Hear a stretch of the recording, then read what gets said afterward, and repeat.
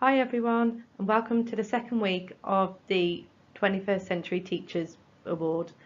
Okay, well done to those of you who last week managed to get the time to access some research on different learning theories which are connected to online and blended learning, and who managed to post their research links up onto our class Padlet.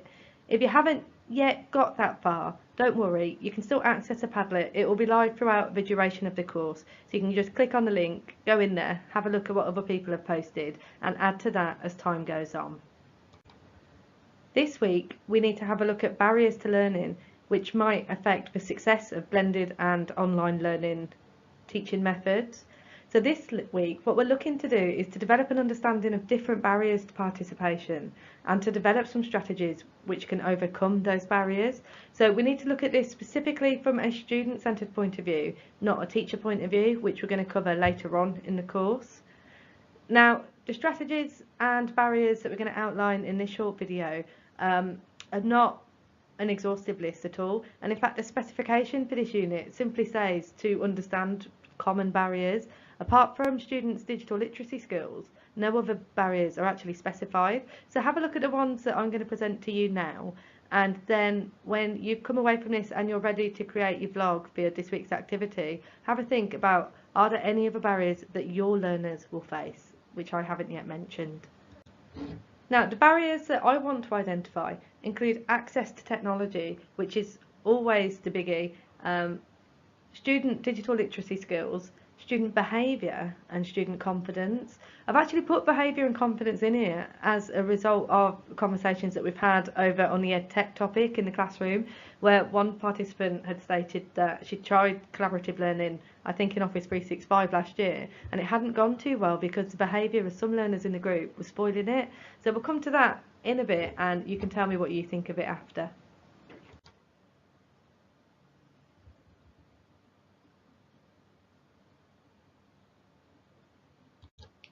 Okay, so the first barrier we're going to have a look at is normally the really big barrier that everybody seems to identify, which is a lack of access to technology. Now, this applies to both in and outside of the classroom. So with online learning, which is delivered as a distance learning course, often a student will already have access because they've signed up for that mode of delivery. But with a blended learning course, where we integrate a mix of technology, of traditional face-to-face instruction and technology use in the classroom, it's not always the case that technology is accessible both to a teacher and to a learner. So we talk here about technology enhanced learning, so it follows really that access to technology is a prerequisite for success. So this is probably the most identified barrier to online and blended learning. And I often hear when I do my rounds around the college helping to support people with technology use, but they don't have a computer at home, or not all of them have got smartphones, or sometimes they don't know how to use this technology. So really what we need to identify is there actually a problem with access? Because we know across both Southend City and Bourneville College that between the colleges we teach some of the poorest students in Birmingham, and not all of them are likely to have access to a computer and to a stable broadband connection at home. So what we need to look at now is what can we do to minimise this barrier. Okay, this isn't always easy, but in the classroom itself, from my perspective, it depends on what kind of mode of delivery you're attempting. So for example, if you want your students to work on a collaborative learning space like a Padlet board, like we've been doing, you don't need a computer room and you don't need laptops or to book a caddy of tablets, for example, but you do need students to have a smartphone to access some of these activities. So if a learner turns around to you and says, I have no data, for example, on the data plan, we can get around that quite easily by saying, actually, we've got a really good Wi-Fi network, have you tried to connect your phone yet? Which gets around a lot of access issues in terms of using the internet on phones. But if a learner doesn't have a mobile phone or a smartphone that they can use for the activity, what is it we can do then? I think really to answer that is good planning will help you to sort that one out. So if you plan for a Padlet activity but work on the risk that maybe 3 or 4 learners out of a group of 20 might not be able to use their smartphones for it, then plan how is it those learners can still engage with the activity while not having a smartphone. So perhaps plan for a paired activity where they can work with another learner who has got a smartphone, and together they can come up with the answers. Another example I had was last year we had a big push on a flipped learning approach here at Bourneville. Some people did it really successfully, others not so, but I suppose that's not really what we're looking at.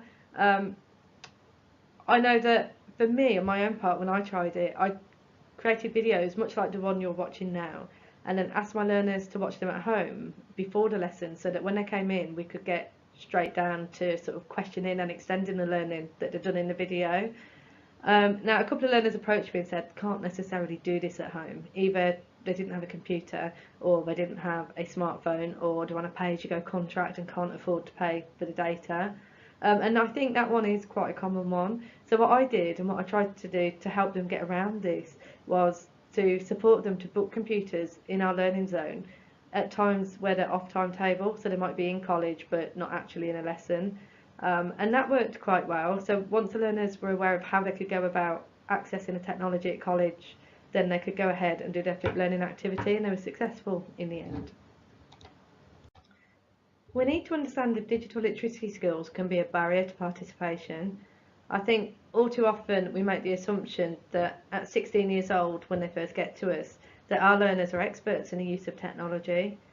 I think actually while it's fair to say that yes, they are very competent and confident when using their smartphones, using social media and for shopping and for consuming media, that they're actually unlikely to have used the technology in their pocket for their own education. So for example, whilst they were at school, they were highly unlikely perhaps to be asked to get their mobile phones out of their bags and use them for a class activity. It's important that learners are taught to use the technology that we present to them. So what we need to make sure that we do is identify where their digital literacy skills are and to see if there are any gaps. So perhaps during induction you could do an assessment activity which would seek to understand what it is they can and what they can't do. Okay. So when you give them an activity, okay, be really clear in your expectation of what it is you expect them to do. Model on the board how you expect them to go about it. Give them examples of completed work. Lay your expectation out for behaviour really, really clearly, so that they are taught the finer points of the technologies that you're expecting them to use. So using Padlet as an example again, as I often do, it wouldn't quite be enough to give them a link and say contribute to this Padlet. You would need to show them discreetly how to use it. So as a whole class teaching point, you would say this is how you access it, this is how you add a post, these are the different kinds of attachments that you could do, and then let them have a play with it before you actually move on to that proper learning activity which you're going to assess. Okay, now I'm really interested in finding out what skills you think your learners should be using for a blended and online learning approach, because if you were to write them all down it would probably be quite a few. So you need to ask yourself, are these learners yet ready for this kind of activity? Do they have the skills that they need to complete this activity? And if not, teach them. Okay. Now, managing student behaviour in online and blended learning activities is a relatively new thing. We have, with a new platform for learning, an emerging set of behaviours which need to be tackled. Okay, now tackling poor behaviour in a purely online environment can be quite straightforward, because you can give a warning and then you can exclude them from the programme. You can literally stop them from posting and only give them access to assignments. But with blended learning in a classroom environment, there are new behaviours that students can have a look at. So for example, things like poor language and collaborative working spaces. So when they're working together, somebody might swear or use an inappropriate word. Trolling, which is when they're making inappropriate comments on other people's words, which to some learners might be a bit of fun, or they might refer to it as banter, but to the learner on the receiving end can be quite upsetting.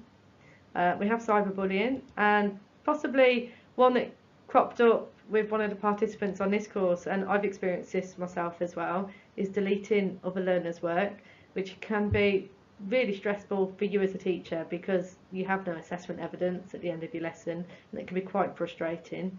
Okay, now with behaviour, I've had a look around. I'm going to post up some documents and some links to some websites later for all of these barriers that we've looked at.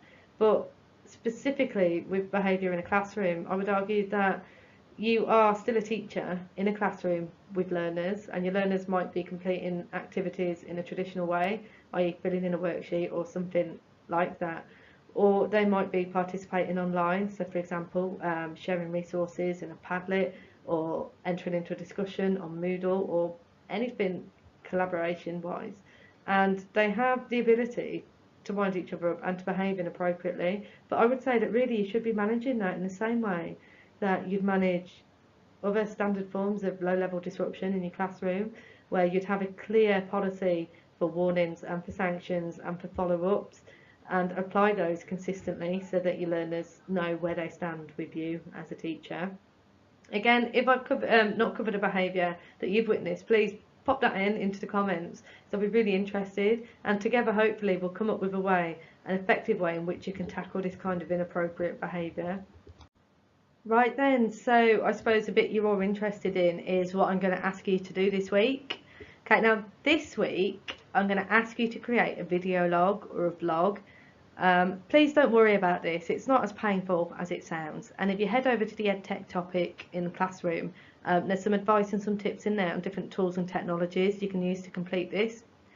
Right then, so I want you to create a vlog in which you identify and explain 2 or 3 common barriers to participation in online and or blended learning. Okay, now it's really important that you include digital literacy skills of learners in there, because that's what you're going to need to write about in your assignment. Okay, now for each barrier you identify, discuss strategies which might promote better engagement. Okay, and then once you've uploaded yours into Classroom, peer review at least 2 others. Okay, so give your colleagues something to go on, give them some feedback about their blogs.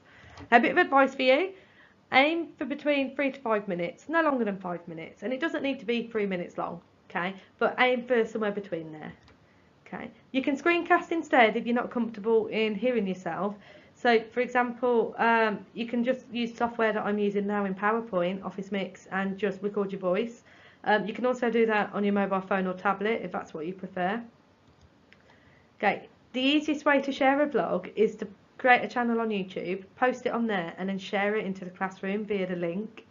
Okay, now again, with YouTube, if you don't want other people to access these videos, you can create a channel that's just listed, which means that only people you share the link with can access those videos. So think about that if you want to. If you don't understand any of this, please give me an email and I'll get back to you. And like I said before, head over to the EdTech topic where there is some advice about vlogging, including tips on this program that I'm using at the moment called Office Mix. Okay, good luck with it, and I'm looking forward to seeing your vlogs.